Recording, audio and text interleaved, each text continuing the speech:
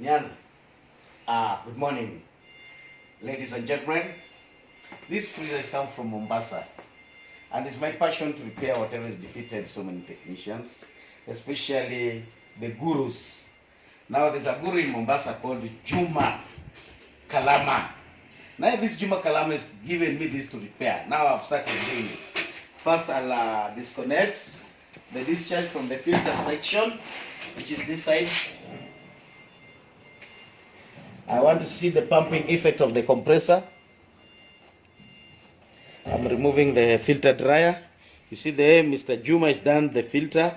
He was trying to do vacuuming via this pipe. That one we've removed. Now we are expanding this hole to see if the compressor will be pumping. From there, we are coming to the suction side, the charging section, to find out if there's blockage or the compressor is sucking or it has seized. So we are removing the valve. I'm removing the valve to make the compressor free.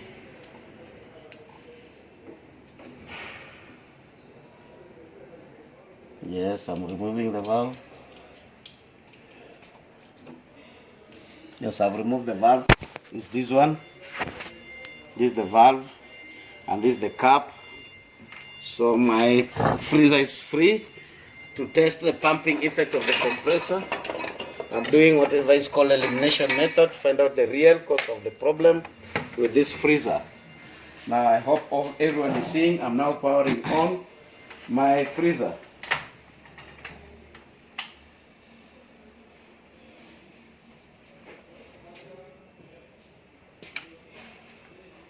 Unfortunately, I don't get anything. Only the fan is running.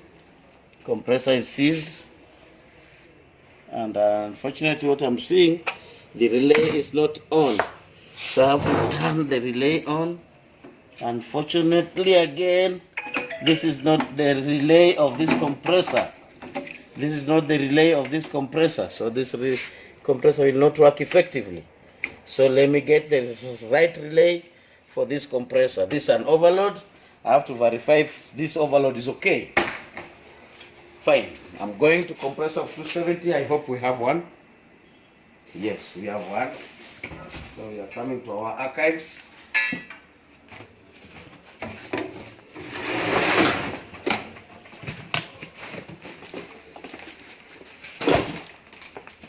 The 270 is here.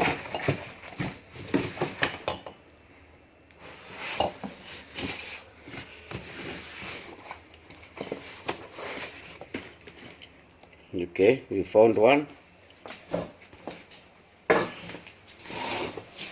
So this being neutral, we put it here. This one being neutral is this one.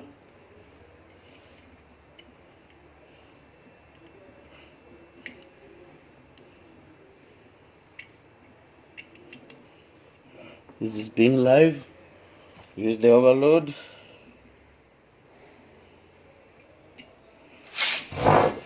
Now we fix it on the compressor.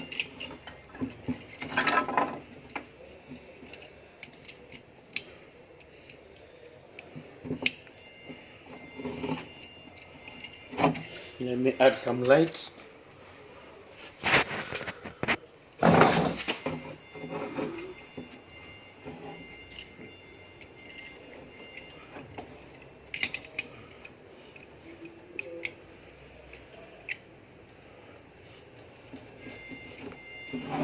Now I can test my compressor effectively, if it's working.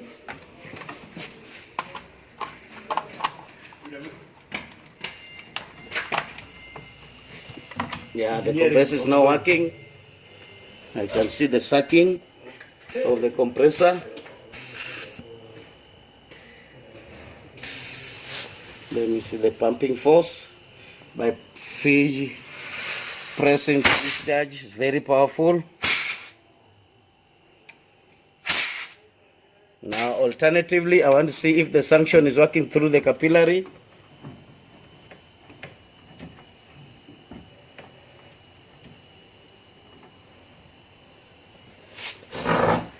Now what I'm going to do, I want to see, because it's claiming capillary is blocked, so it will force me to disconnect the suction side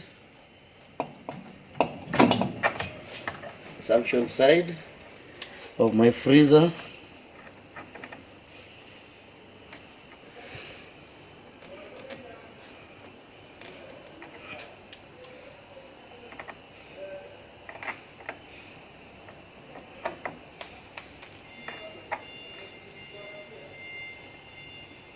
Yes, I've done that. So I want to connect a charging line and put pressure, put freon from this suction side to come out through the capillary. Pause now. I'll come back. Bring cylinder.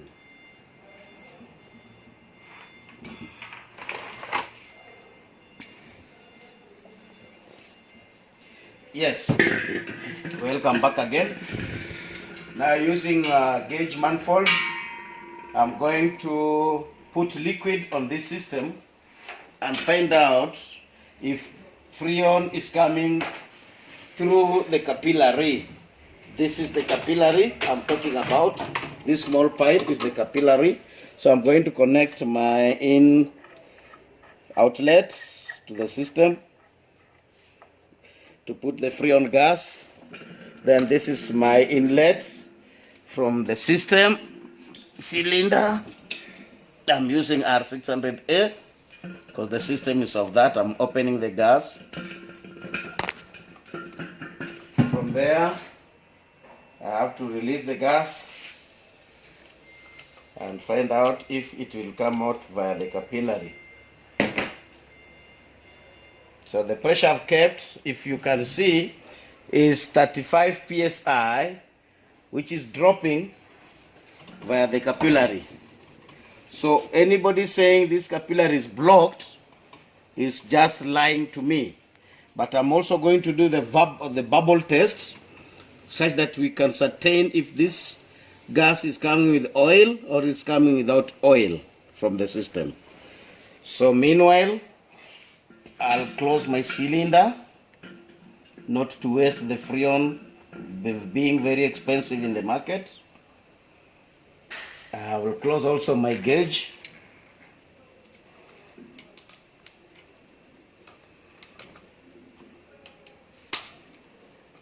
Now I've closed my gauge. Meanwhile, I'm going to get liquid to test my bubble. Let me get the liquid water. So from this is water. I want to dip my small pipe inside the capillary so that I'll see if it is coming out with. You see the bubbles? That means the freon is coming without any restriction. So whoever is telling me that this system is blocked, he has to go back to refresher course and know how to do what is called pressure testing of any system. So the system I'm saying, or I'm referring to, is the suction line, which starts from the compression side to the discharge side of the capillary. So you can see the pipe, the capillary is very through, and there's no oil traces inside the water, meaning this system is not blocked in any other way, and is conformed with the viscosity or with the properties of the R600A, which does not move with this, does not move inside the system with oil. It remains in the compressor crankcase. So now, after ascertaining that my pipe is very free, I'm going to connect the entire system, vacuum the system. After vacuuming the system, I'm going to put the enough freon gas to this system to ascertain if it will be attaining minus 25 degrees, which it should attain with this R600A. Thank you. Meanwhile, as I continue with the other program, I'll come back. Thank you.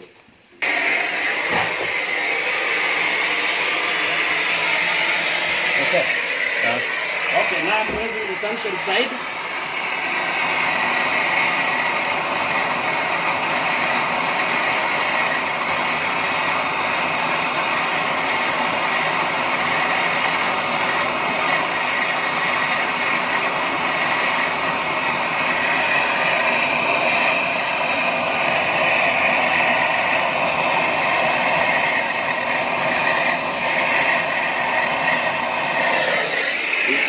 the joint.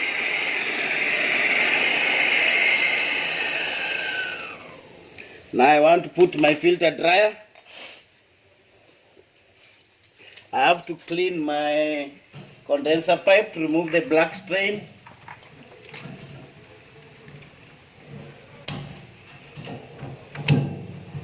After that, it's now clean.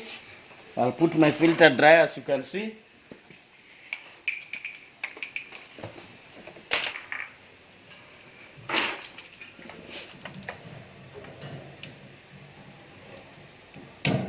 Yes, I have to make sure this capillary is through.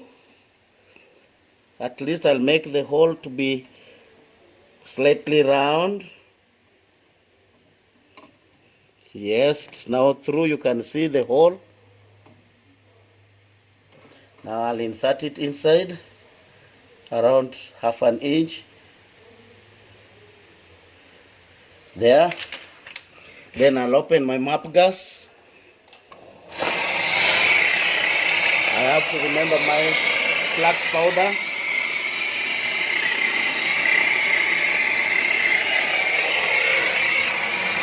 So I'll use my rod, copper rod, to do brazing.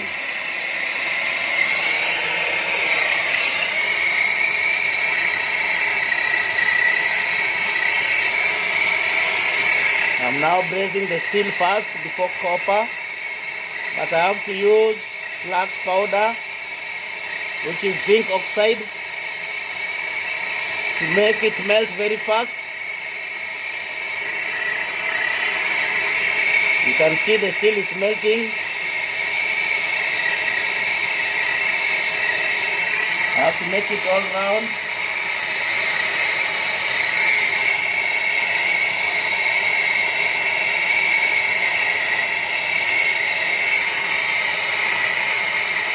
You can see my joint is now sound. I come to the capillary side.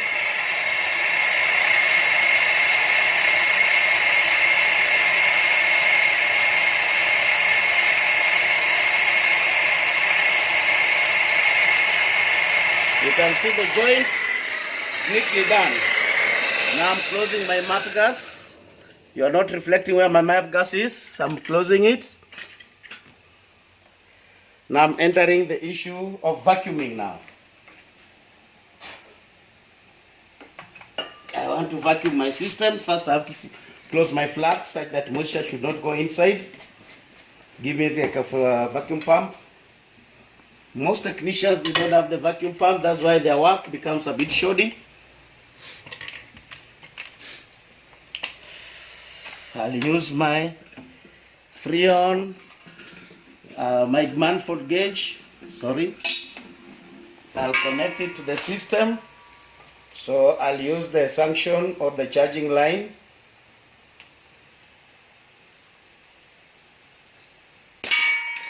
To connect it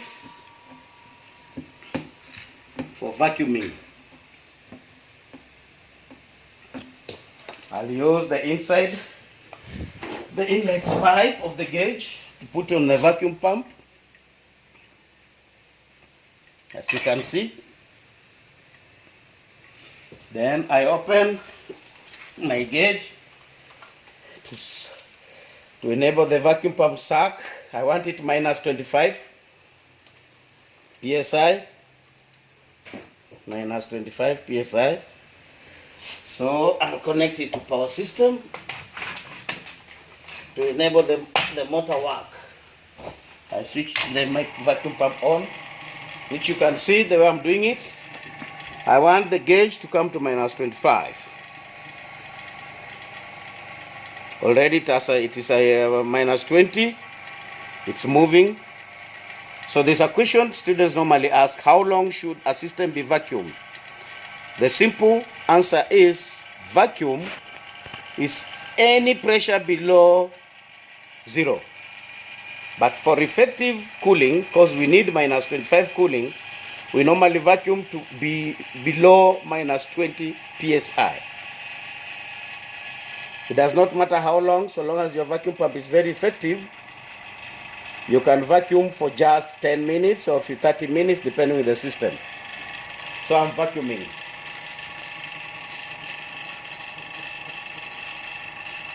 And you make sure everything is tight so that no atmospheric air to enter the system.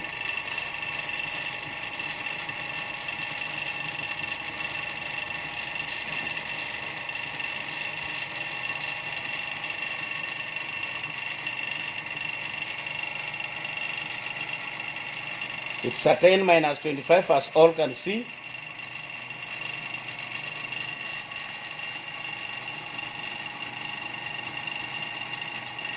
But we've agreed we have to take 5 minutes in vacuuming.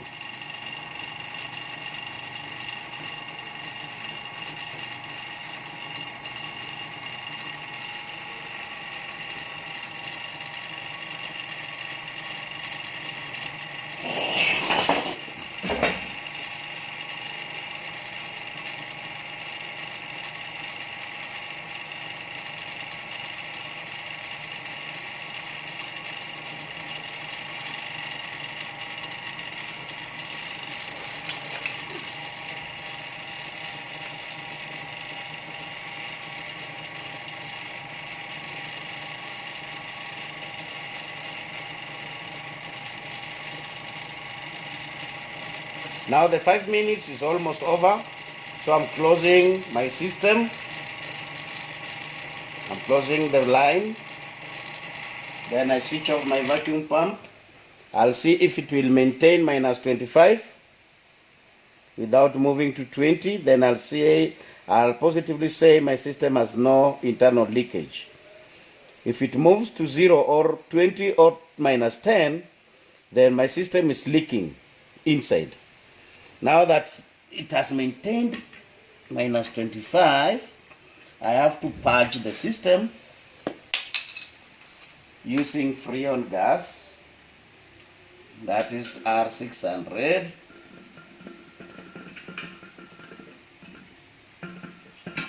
I'll open gas.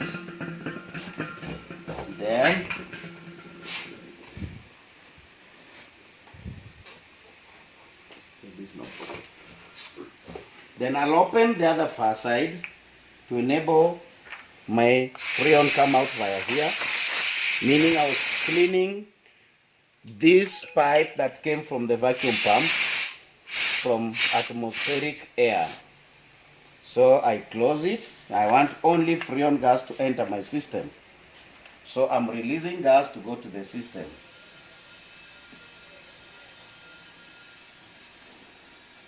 So it is normally said we do liquid by turning cylinder upside down. I'll be giving my system liquid. Then I return it to normal gas section. Then from there I'll switch on my machine and see if my system is through by, if the gauge drops towards 0, it means the gas is flowing inside the system. You can see the gauge is terribly dropping down, so I need to add more Freon. That means my system is through. Again, I need to add more liquid by putting it upside down because it's a freezer. Then I return it to normal position for the gas pressure to make it move to the system.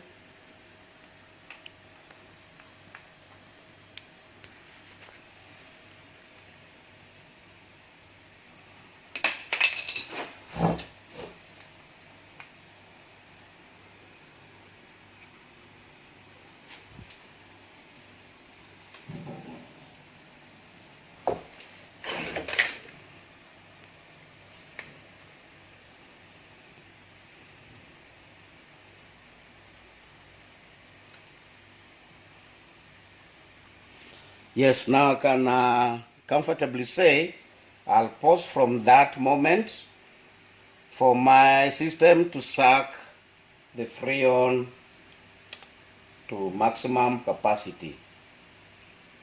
Meanwhile, I'm going to get my thermometer to put inside to find out if cooling is taking place and how many degrees is attaining. So I have to remove everything on top of the freezer to avoid scratches. Then I'll come behind the freezer. There's a condenser part of it. If it is hot or warm, it means the system is working. The way it is now, the temperature has increased for a bit higher Fahrenheit. That is okay. Now I want to see whatever is happening inside. Yes, ladies and gentlemen, you can see the freezing started from below, coming up. You can see the moisture down. Is it cold? Yeah, it's cold. Yes. You can see some marks when it touches the system. So I'll let the system run for maximum 1 hour without opening this the inside cabinet of the freezer. Meanwhile, I'm getting my thermometer to get the maximum temperature I need. Thank you.